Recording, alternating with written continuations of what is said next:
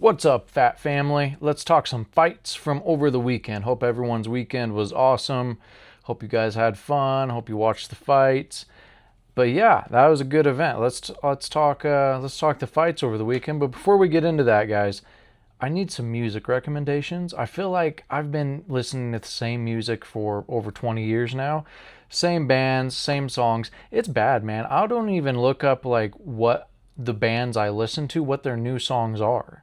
I just still listen to the same songs they had, 20 years ago. So, I mean, half of these bands, I don't even know, if they're still making music or, I don't know. I'm terrible. I'm a creature of habit, and I like what I like, and but it's time to expand a little bit. It's getting a little stale after 20 plus years. So put in the comments your favorite current band, what you're listening to. I like all genres, man. So whether that be rap or country or rock or jazz or disco, secretly I love disco. I mean, I guess it's not a secret now because I told you, but disco music is the shit for real. So I spar to it. That's my best sparring music is disco music. I mean, it makes you loose and happy and flowy. It's good stuff. But anyways, yeah, drop those in the comment. Let me know what you guys are listening to. I need some recommendations. So with that said, guys, let's get into this card that happened over the weekend. Sorry I didn't do a live chat. I wanted to do a live chat Saturday, and if Saturday failed, I wanted to do one Sunday. But man, between like I said, I'm in a fight camp right now. I'm getting ready for a fight, and between that and work and being the daddest man on the planet. Sorry, Max Holloway, but I am the fucking daddest man on the planet. But between all that, man, oh man, my time is just so limited. I have such a little amount of time between work and training and dadding and trying to recover this old ass body of mine. I don't recover like I used to, guys. I need more beauty sleep now. So it is what it is. But I promise we'll do another live soon. Hopefully it'll be a little less hectic this next weekend. We can jump on a live because I love talking to you. But anyways, let's get into this card. So in the main event, we had Anthony Fluffy Hernandez versus Gregory Robocop Rodriguez. That was a good fight, man. But okay, so let me ask you this. So I thought it was a good fight. I enjoyed the fight, right? But I started to realize something, and tell me, in the comments if this is like an unfair assumption. But I noticed that Fluffy is really likable, right? Like people like Fluffy. He's a cool guy. He's laid back. The fan base likes him. He was in Sacramento. That helps. I think that's kind of home base a little bit. I'm not positive. I don't know exactly where he's from, but I heard the commentators talking about that being like home base a little bit. But how do I put this? A lot of guys get an enormous amount of shit for having a very wrestling heavy, like clinch heavy, press them up with the cage approach, right? And rightfully so. It can get boring. But I noticed something about Fluffy's performance and the crowd on a Saturday night. Every time he would, have a little bit of success on the takedown or even hold Gregory against the fence for any amount of time, like the crowd would roar, they'd come to life, they'd be cheering. There was no boos for Fluffy Hernandez stalling out against the cage and things like that. And I'm not talking shit. I like Fluffy and I liked the fight. I thought it was a good fight. I thought strategically he was trying to do what he had to do. He got compromised on that leg real quick into the fight, and he was trying to win it. And personally, I think that if he would have just done what he done at the end of the second round, which was got pissed off and just let the hands go, he had Gregory hurt at the end of that second round. And I get it, Gregory's a big, powerful guy, and you don't want to get clipped and go down. And your legs compromised. You can't really like get in and out and in and out, and probably can't pivot on it right, but. I don't know, man. I think that he could have probably got Gregory out of there if he would have just kept getting pissed off and flurrying like that. I don't know. But I don't know. It was just a weird thing I seen. A guy like Islam Makhachev, if he was to just relentlessly wrestle his way through a fight, cage control, like clinch control up against the fence, things like that, he would get roasted and people, oh, fucking boring Russian. champ, and oh, these Dagestani guys are so boring, and oh, I thought it was the UFC, not Ultimate Cuddling Champion, all the usual stuff. Whereas Fluffy, he gets applause for it. Now, is that because we all felt bad for him because he was getting fucked up so bad on that leg, and we just was enjoying every bit of success he had because we like Fluffy? Is that what it was? If he wasn't getting hurt? But I don't think so, because people always love Fluffy, and that's really kind of always how he fights. Like, he's very, very wrestling and clinch heavy. But I don't know. It's a weird. I don't know. It's a weird thing I noticed where it's like certain people get judged for it and others get applauded for it. I don't know, kind of weird. And maybe he would have got booed somewhere else. Like I said, I think Sacramento was kind of a hometown crowd for him, but food for thought anyways. But regardless, Gregory looked good, man. Gregory looked good. I guess he's got cardio now. I guess he figured it out. I mean, I'm not completely sold on him because he was fighting a guy like a third of his size that couldn't get him down to really wear on the gas tank. I mean, constantly defending takedowns is tiring, but it's different when a guy's actively like getting you down and you're having to get back up and things like that. Like just defending against the cage.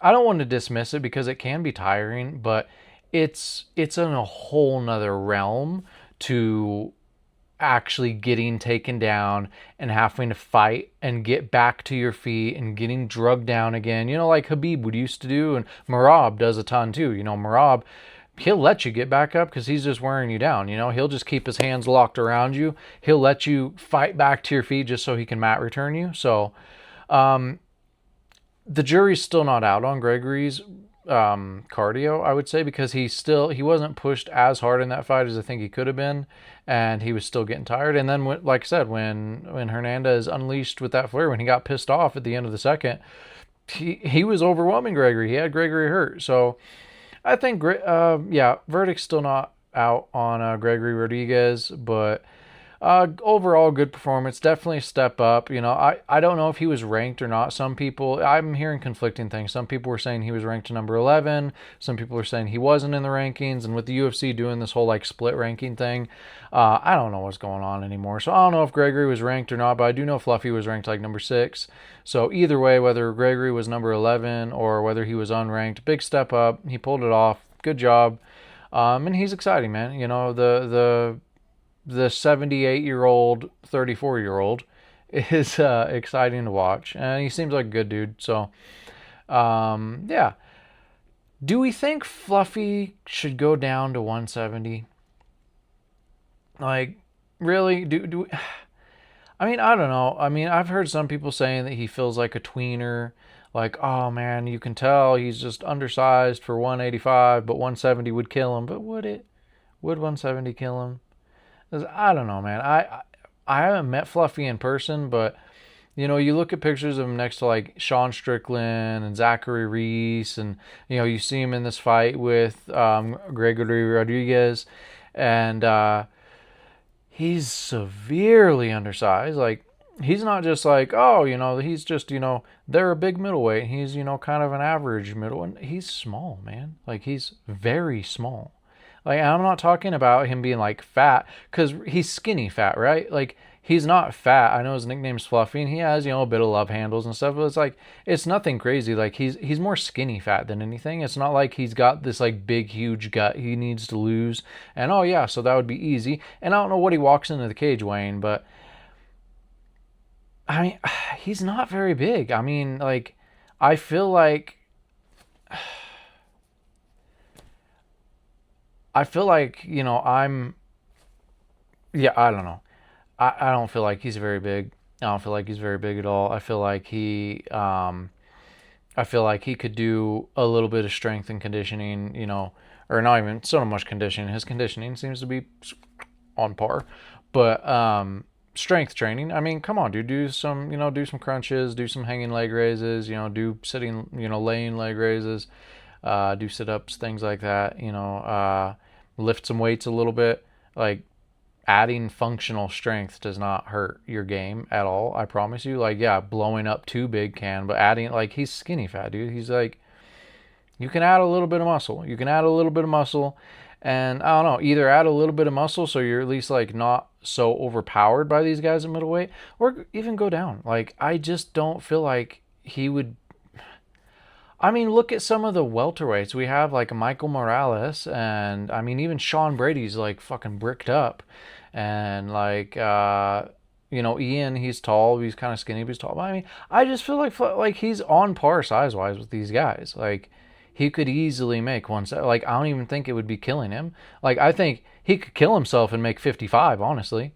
But like 170, absolutely. Because I just don't feel like Fluffy walks around like in camp, in shape, in that cage, rehydrated. I don't feel like the dude could have been more than like 193, 195 ish, maybe. Like, he doesn't have a ton of muscle. Like, I just, I don't know, man. And if you're like say you're 195 and you're still a little bit fluffy, clean up the diet, build some muscle mass, get, recomp your body a little bit, get down to where you're like 185-ish, 185-ish, walking around fight camp, 15-pound cut to welterweight. I don't know. I feel like he could dominate at welterweight, but I feel like he's going to continue to struggle at middleweight because he's like literally a third of the size of these guys. I mean, I know like the numbers came out. I seen like, I didn't open it, but I seen like a tweet pop up in my notification saying something about Gregory was only like a couple pounds heavier than Fluffy. But it's a different weight, man. It's a different weight. There's a difference between a bricked up 200-pound dude and a chubby 200-pound dude. If you're chubby at 200 pounds, you're a 170. Like, if you're bricked up at 200 pounds, okay, you're like a 185er. But yeah, Fluffy's not bricked up. He's chubby. He's chubby at 200. For sure, he's chubby at 200. Love handles, flopping, all that. Like I said, he's not like super, super fat. He's kind of a skinny fat. But yeah, I don't know. I think he should go down. I think he should at least try it. I mean, I don't know if he has or not, but like at least try it once. At least do one cut. Go down to 170, take a fight, see how you feel, dude. Like, I have a feeling he would do really well at 70. Like, I don't see him getting much further than he's gotten at middleweight, just honestly. And I love Fluffy. He's one of my favorite fighters, honestly, especially in the division. I think his ceiling is kind of like top 10 middleweight. Like, I really do, just because of his size. And so I think his ceiling at welterweight might be champ. Like, I think he could get there, especially, Islam retires after, a year or two. And I mean, who you got there? Ian becomes champ.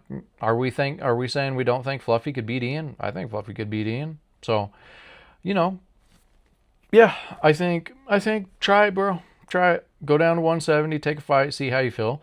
Take a top 15 guy at 170, make the cut, clean up your diet, recomp, lift some freaking weights, bro. They ain't gonna hurt you. And dude, make a run for it. I mean, he's 34 now, so it's like, now's the time to make that push. One final push. Let's see where I can take this thing. And I think he could have great success at 170, but I don't know. What do I know? I'm not an elite fighter. I'm a very, very middle of the road fighter. In fact, I'm not even middle of the road. I'm the beginning of the road.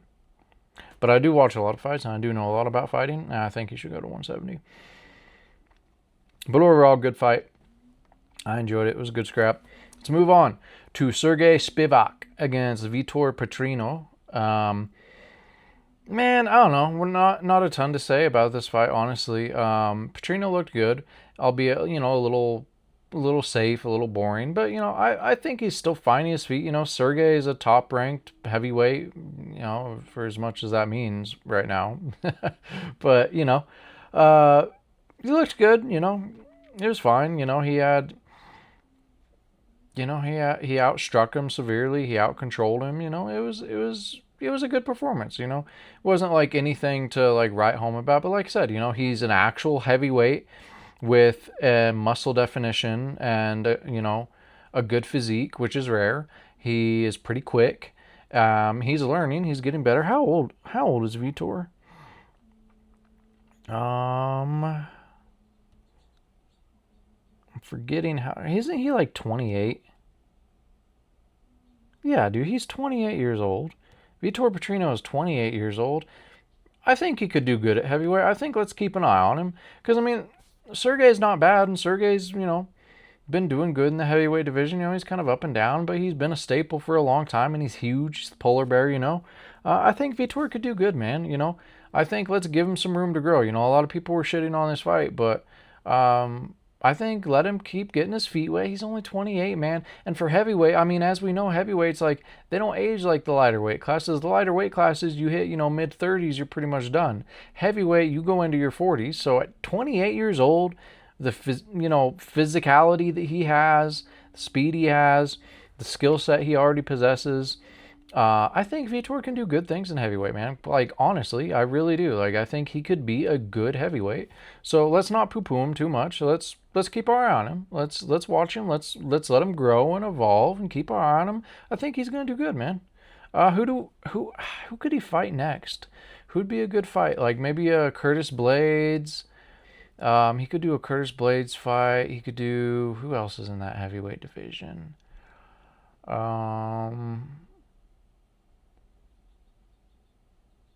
Curtis Blades. Who else is up in that? I gotta look this up, guys. Who is in that top 15 heavyweight? UFC heavyweight rankings. All right, so oh dang, so Sergey Spivak was number 7? Or no, Sergey Spivak was number 6. Okay, so these are the media rankings. So they had Sergey Spivak at number 6. So above that, you got Waldo Cortez Acosta, you got Josh Hokett, you got Sergey Pavlovich, you got Alexander Volkov, and you got Cyril Gane. So he could do when Curtis Blades at 7. So I still think you could do a Curtis Blades fight. It'd be, you know, technically one step back, but I still think that'd be a good test for him. You could do the Waldo Cortez Acosta. Josh Hokett, I think they're probably wanting like bigger, more exciting things for Josh Hokett, so I think that one's probably out. But you could do Sergey Pavlovich. Could see how he does against that big bear.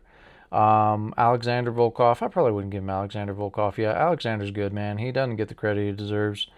Yeah, you could do any of those. What is the meta rankings?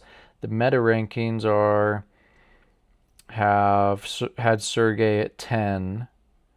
Okay, so if you go off the meta rankings, above him would be Walter Walker, Waldo Cortez Acosta, Josh Hokett, Rizvan Kuniev, Alex Pereira, Sergey Pavlovich, Alexander Volkov, Cyril Gane, Tom Aspinall.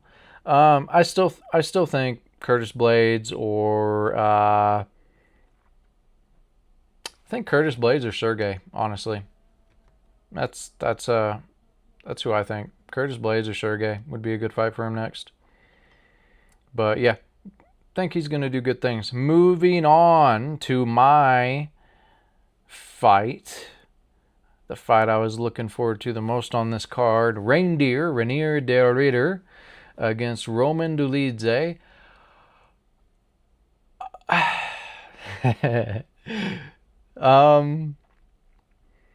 What can I say?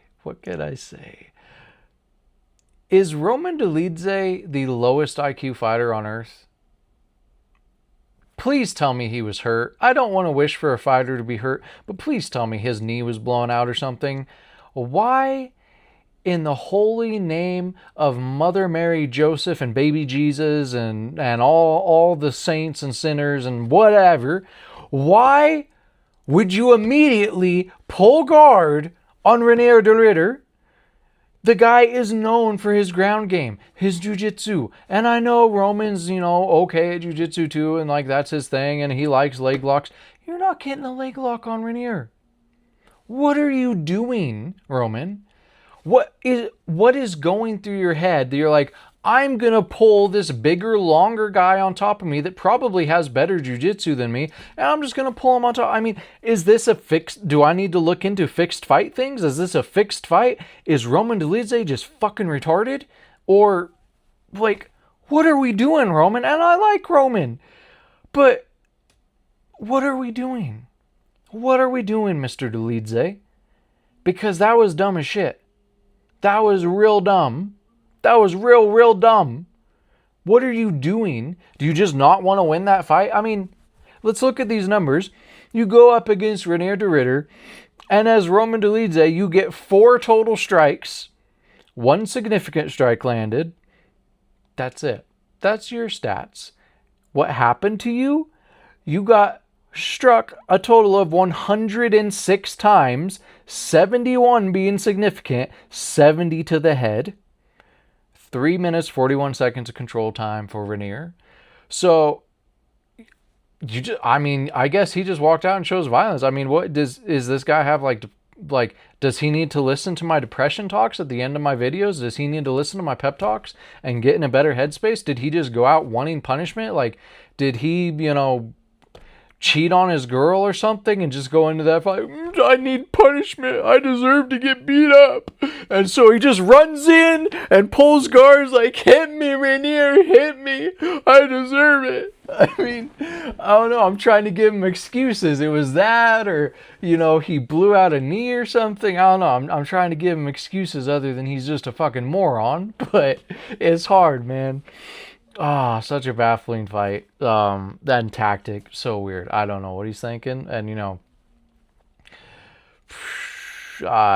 I don't know. I don't know what was going through his head, but that one was puzzling. But anyways, my guy got the win. Renier got it done.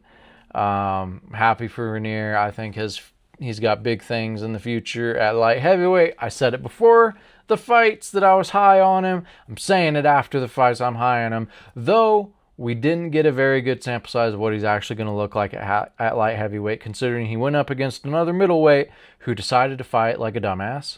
So jury's still out, but this will be spicy. I'm looking forward to this. So let's look at these light heavyweight rankings, because who do we want to see Renier fight next? I'm excited for his light heavyweight run, guys. I really am. I am excited for future matchups. Who'd he call out? Did he call out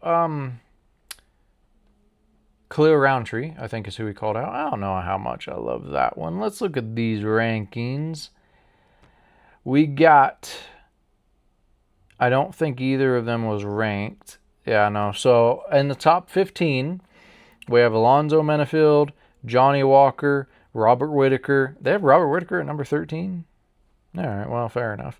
Bogdan Guskov, Dominic Reyes, Jan Blachowicz, Azamat Mirzakhanov, Jamal Hill, Paulo Costa, Navajo Sterling, Khalil Roundtree Jr., Alex Pereira, Yuri Prohaska, Magomed Ankalaev, and Carlos Olberg. So, if he's calling out Khalil Roundtree Jr., he's wanting to get in there into the mix. He's wanting to get into that top 5. So, assuming that we're going to go strictly in the top 10 at least to give him a match, who does that leave us with? Some of these guys shouldn't even still be in this top 10, because Alex Pereira is a heavyweight now. He's sitting at number 4, so I don't know why he's in here. And then Jamal Hill, I believe, is a heavyweight too now, right? And he's sitting at number 8. So we can scratch those two off. I don't know why they're still in there. Do we want to see him against Navajo Sterling? Do we want to risk burning another exciting contender by Renier like he burned Bo Nickel? I mean, I don't know how excited people really were about him. But, the UFC brought him in to get controlled by Bo, and then he exposed Bo. But I'm just not... I don't know. I'm just not high on the Khalil Roundtree Jr. fight. I don't know. For one, it just doesn't move me. It doesn't excite me. And for two, I honestly just kind of feel like it's a bad matchup for Renier. Like, I don't know why he's calling him out. I honestly think it's a bad matchup for Renier, and I like Renier. And I like Roundtree as well. But yeah, I don't want to see that fight. Yuri Prohaska would be fun, but he's all the way at number 3. I don't really want to see the Paulo Costa fight, because Paulo Costa is just another middleweight.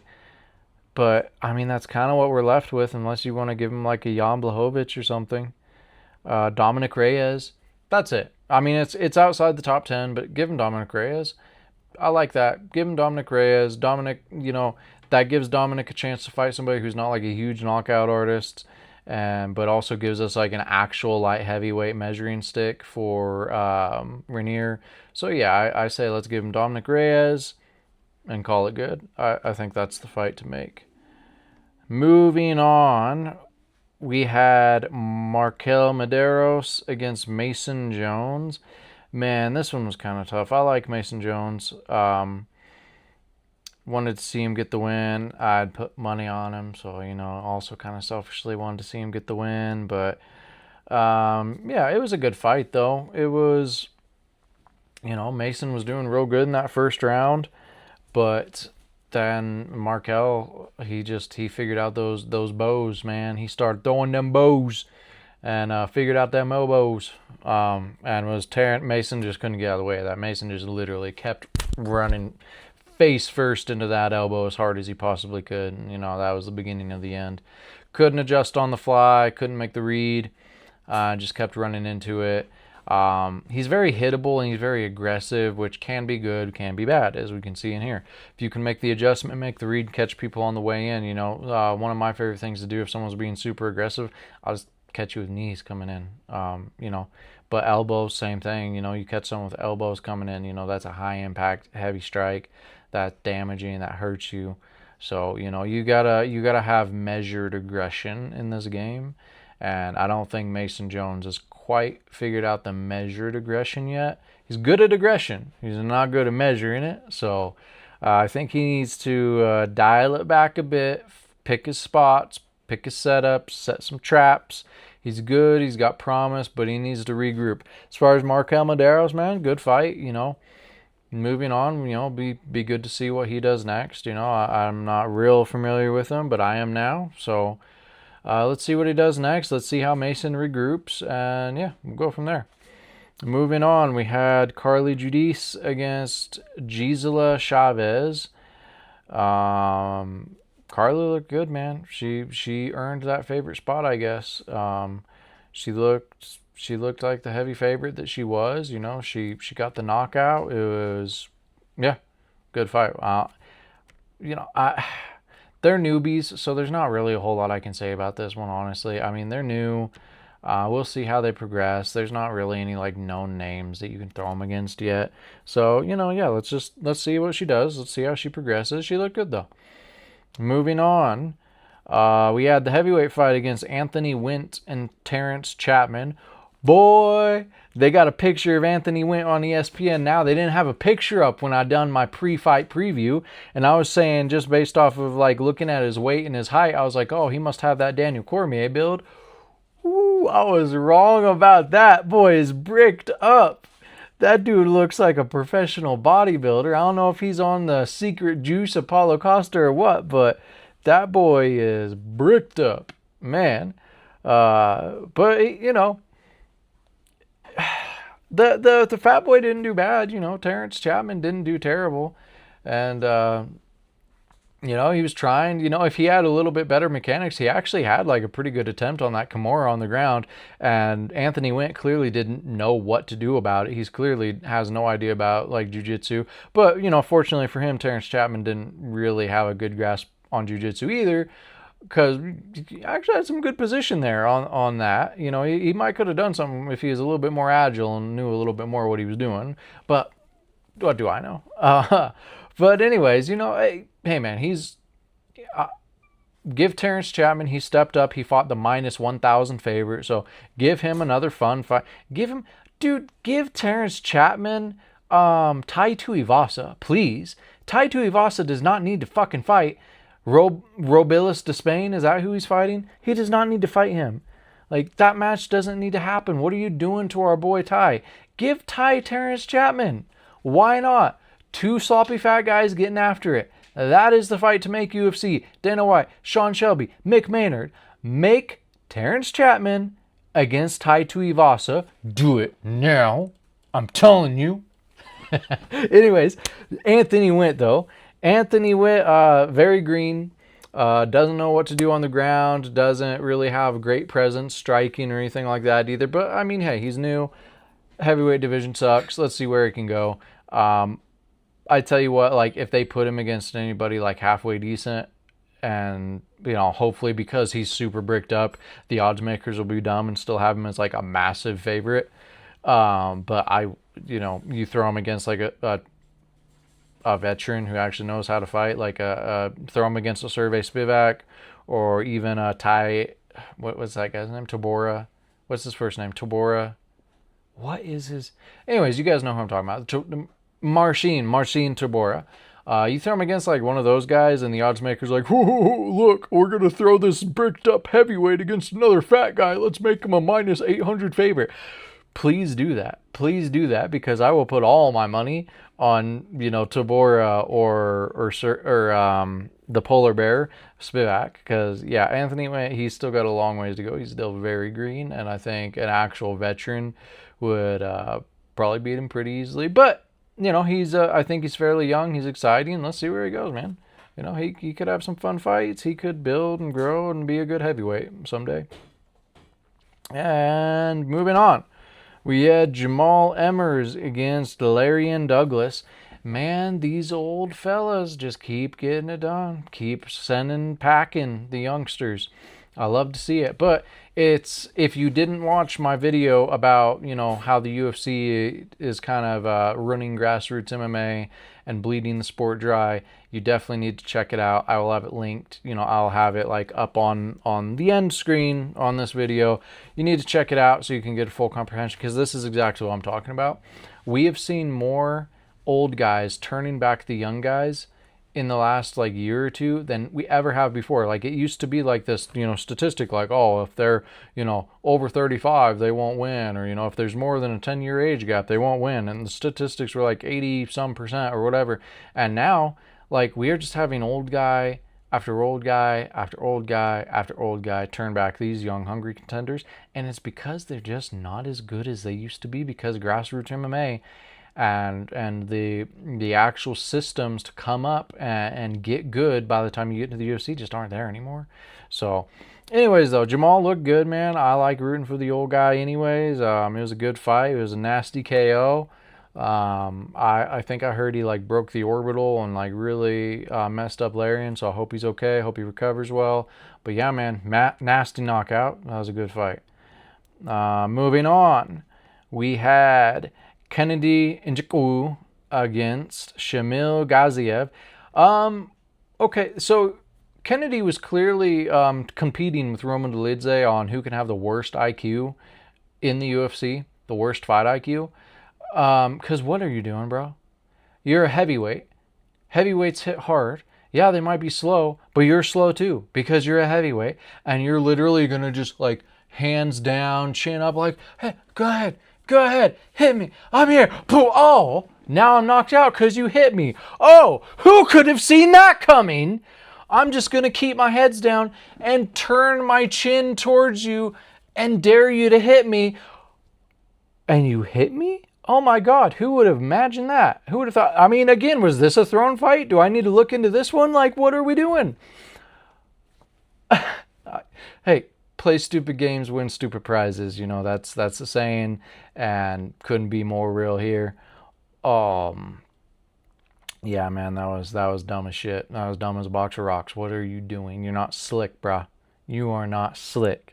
And just because Shamil's fat ass does not mean he's not quick. Some of the fattest dudes are some of the quickest. So, I don't know, man. Stupid fight IQ. But, you know, good on Shamil. Got the win, got the knockout. Got an easy, quick out of their paycheck. Took no damage. I mean, that's what you want, right? Moving on, we had Chris Padilla against the Nazarat Hakparast. That was a good back and forth fight, good back and forth war. I enjoyed it. They threw punches, they threw kicks. Not really any like takedown sort of stuff, except for at the end there when Chris Padilla choked Nazarat out. You know, was it at the bell? Was it after the bell? Did he hold on too long? Nobody gives a fuck. I mean, it's just Chris Padilla and Nazarat Hakparast. It was a good fight, fair win. Now Chris Padilla gets his finish bonus. Cool, awesome. Love Frank Trigg as a ref, by the way. One of the top refs, I think. He should replace Herb Dean. I'm getting a little tired of the hate on Herb Dean, honestly. Like, the crowd can let up on him. But, I mean, he does need to take some time off because he's been fucking up a lot lately. And Frank Trigg, I think, is doing a really good job. Frank's a good ref. Lets fights go, you know. Yeah, anyways.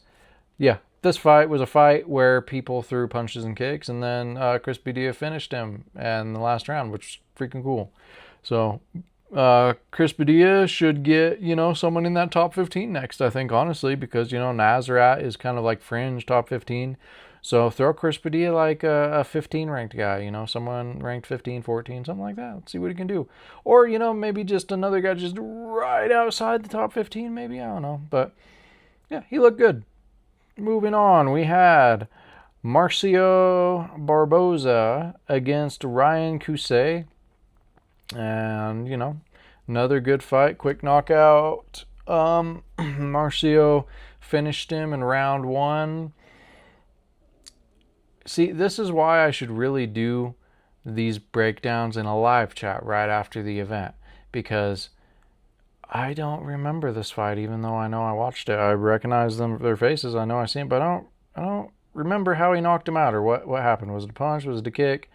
It says victory by punch, so I guess it was a punch. And I'm just drawing a blank on this one. But anyways, it was over quick. First round, Barboza finished him off quick. Cool, good for him. Let's see what he does next. Moving on, we had Gage Young against Stan Dorsonville. I liked this fight, man. Old Stan Dorsonville making his UFC debut. An underdog came in and beat up on Gage Young. He done good, man. He's got a good personality. Seems like a real nice kid. I like this Stan kid. I'm excited to see where he goes. He seems like a real humble, down-to-earth, nice kid. And Gage, man, Gage done real good in the first round. Gage was looking the best he's ever looked in that first round, and he was putting work on old Stan.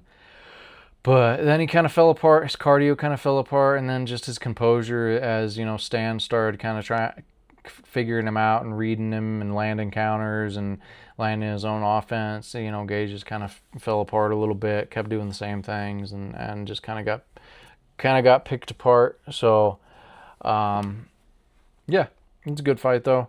Good fight. I still like, Gage Young.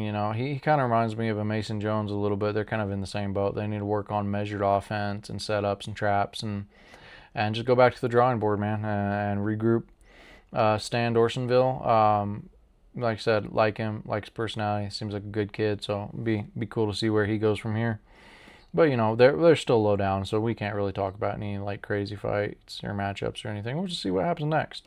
Moving on, we had Wes Schultz against Jackson McVeigh, the duel of the lookalikes.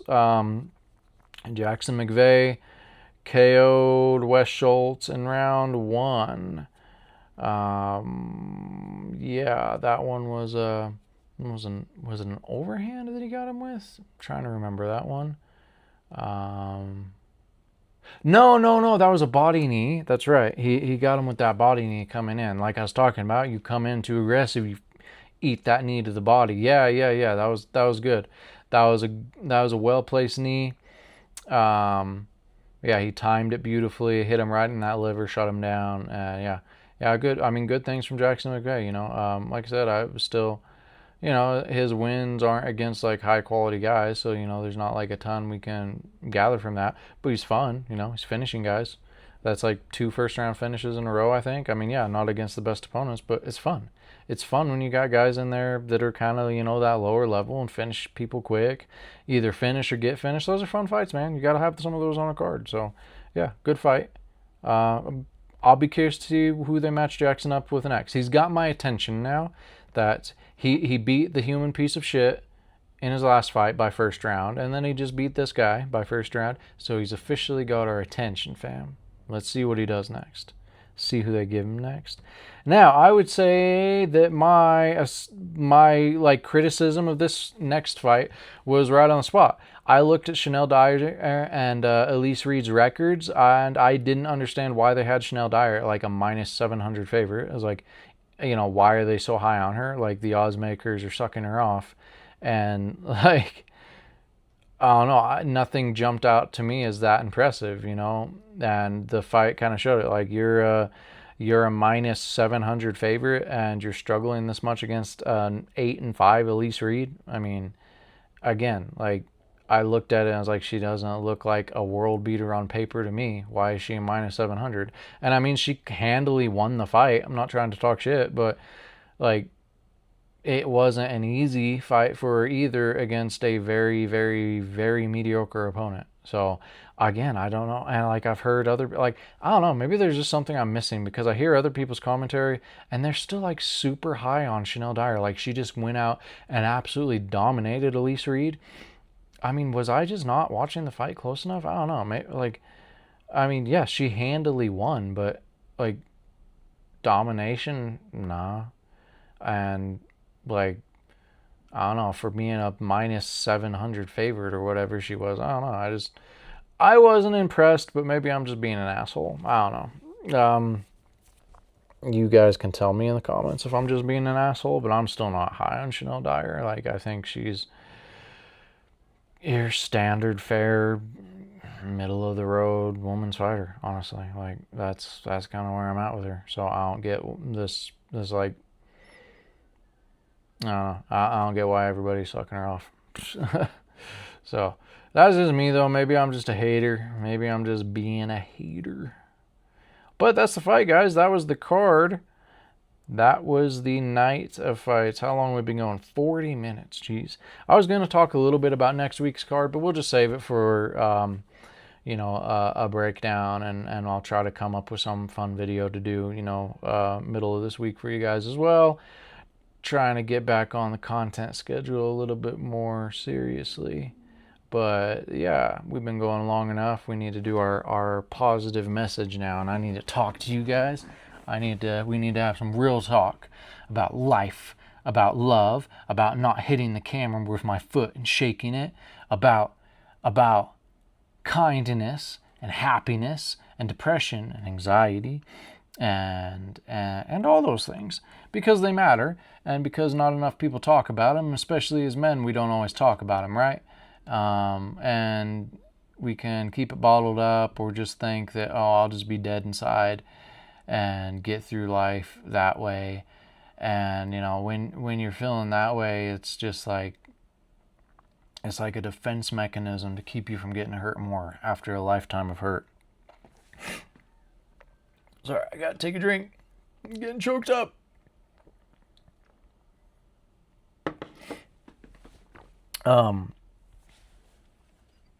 But yeah, so it's a defense mechanism to keep you from getting hurt anymore. And I think most of us have felt it at some point when we've just been beaten down by life hard enough, and we just develop like such a thick skin that we try to make it to where nothing touches us anymore.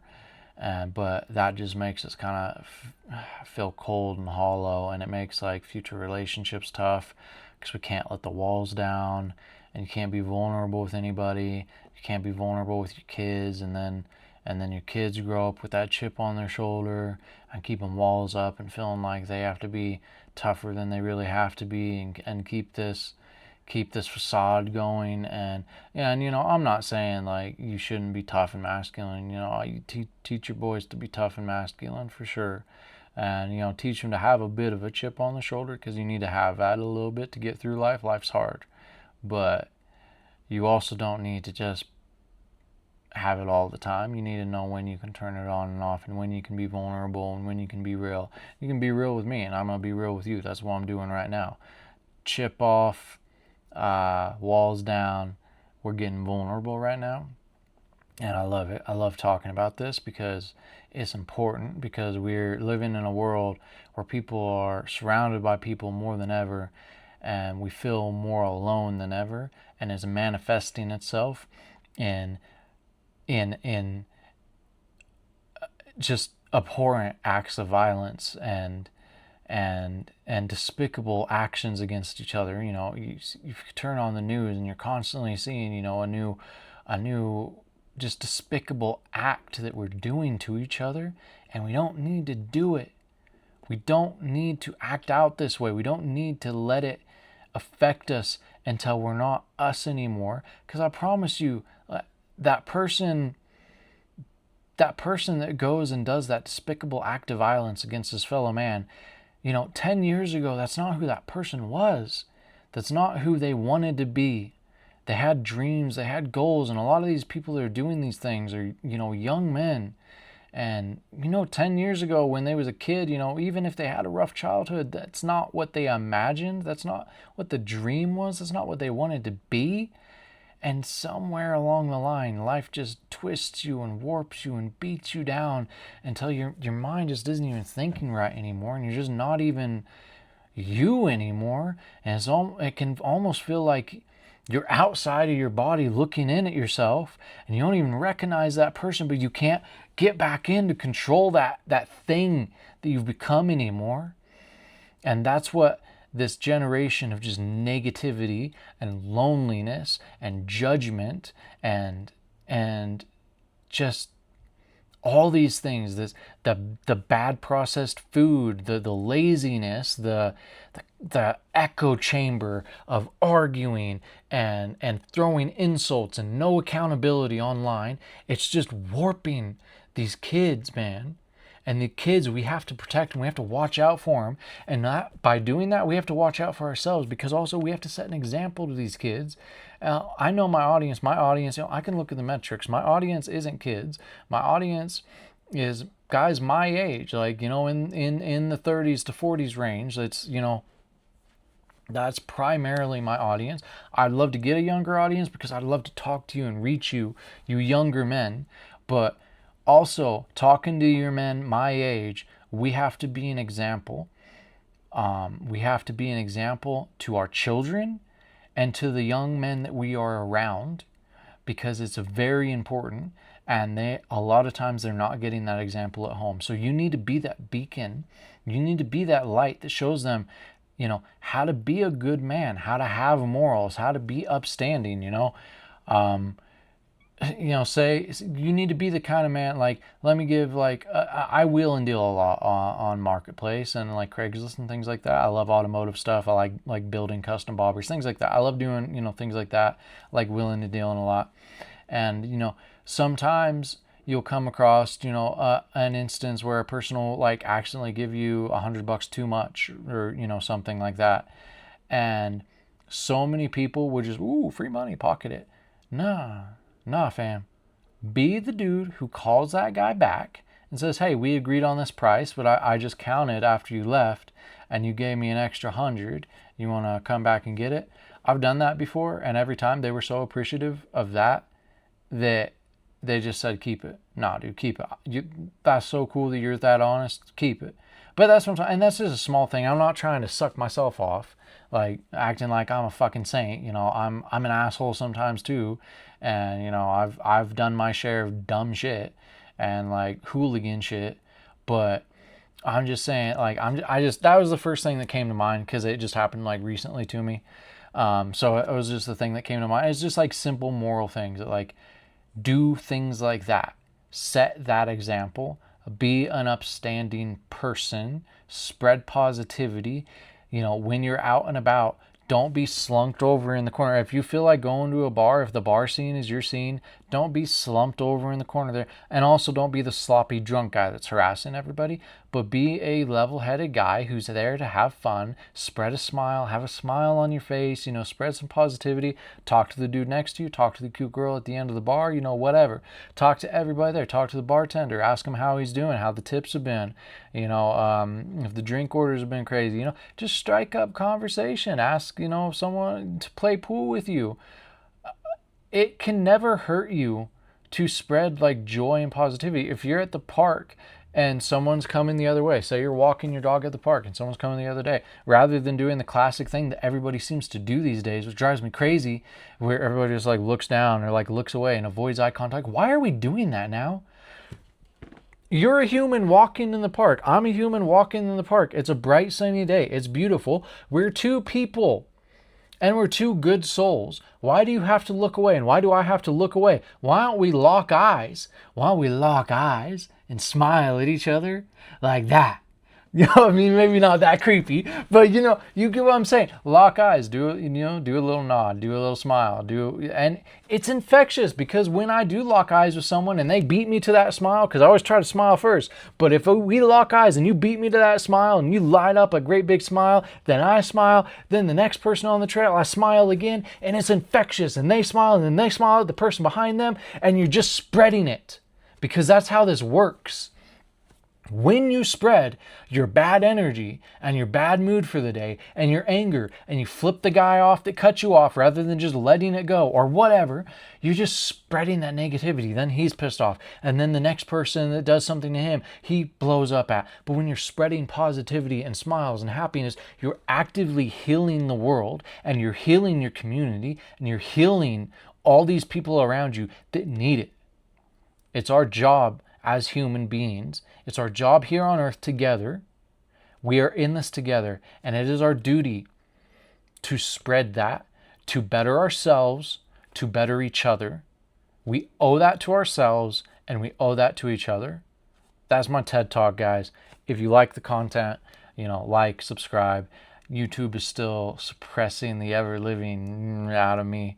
They don't like the positivity, I don't think. They don't like the positive message because it doesn't, unfortunately, we live in a messed up society where the big corporations, they like the negativity, and they like the violence, and they like the war, and they like the famine, and because it sells and it spreads and it makes them money. But we're going to keep plugging away, we're going to keep pushing, and I will never ever stop spreading a positive message, because that is the most important thing. So if you support the message, you support the channel, make sure to like, subscribe, send it to your friends, hype it up, send it to your buddies, talk about it on social media, whatever you can do. It all helps, man. Helps me, help you, help us, help the world. Like I said, I say this every video. This isn't a me thing, this is a we thing. We're in this together, and we're going to build this community. Whether they like it or not, they can't stop us. We will build this community, and we will spread positive influence in the world. With you guys' help, I know we can do this. So that's it for the video, guys. Hope I can get a live in later this week. Like I said, I'm going to think of some fun video to do middle of the week probably. Then we'll be doing a card breakdown for next weekend's cards sometime in the middle of the video. Maybe like a little news video too as well, because we got some news. Like I didn't even get to talk about like RAF or PFL or anything like that. And I want to talk about RAF and PFL. So definitely look for a video maybe tomorrow or the next day where we kind of break down some news. We break down RAF, PFL, things like that. We're going to get into it. All those things, like I said, it's all worth talking about. So anyways, guys, appreciate you. Go out there, get some exercise in, spread a little bit of joy, have a great day, have a great week. Get out there and just, do the best you can. Improve little steps every single day. See ya.